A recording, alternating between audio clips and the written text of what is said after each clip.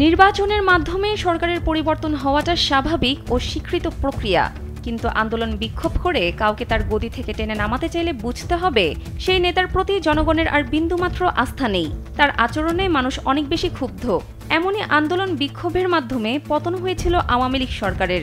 ভারতে পালিয়ে আশ্রয় নেন তৎকালীন প্রধানমন্ত্রী শেখ হাসিনা। এবার এশিয়ার আরেক দেশে শুরু হয় বিক্ষোভ সমাবেশ। প্রধানমন্ত্রীর পদত্যাগের দাবিতে ভোটের আগে 2 সপ্তাহ ধরে রাস্তায় নামেন শত শত বিক্ষোভকারী। আন্দোলনের মুখে অবশেষে তিনি পার্লামেন্টে আস্থা ভোটের আয়োজন করেন এবং পরাজিতও হন। এরপরই পদত্যাগ করতে বাধ্য হন ওই প্রধানমন্ত্রী।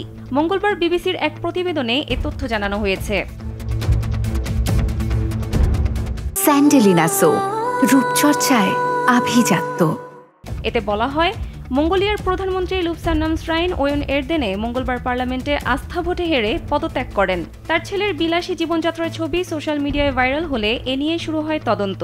ভাইরাল হওয়া ছবিগুলোতে দেখা গেছে ওয়ন এরদেনের ছেলে ও তার বান্ধবী তাদের বাগদানের ছুটিতে একটি কালো ডিওর শোল্ডার ব্যাগ এবং বেশ কয়েকটি শপিং ব্যাগ নিয়ে বিলাসিতা প্রদর্শন করছেন। বান্ধবীর পোস্ট করা খ্যাতনামা ডিওর ব্র্যান্ডের দামি ব্যাগের একটি ছবির ক্যাপশনে লেখা ছিল, জন্মদিনের শুভেচ্ছা আমাকে। আরেকটি ছবিতে এই দম্পতিকে বিলাসবহুল সুইমিং পুলে আপত্তিকর অবস্থায় দেখা যায়।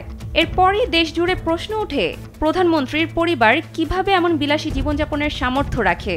সোশ্যাল মিডিয়ার সুবাদে ওই ছবিগুলো পরে স্থানীয় গণমাধ্যমেও প্রকাশিত হয়েছে। তবে ওয়ন এরদেনে দুর্নীতির অভিযোগ অস্বীকার করে বলেছেন, অপপ্রচার চালাচ্ছে সমালোচকরা।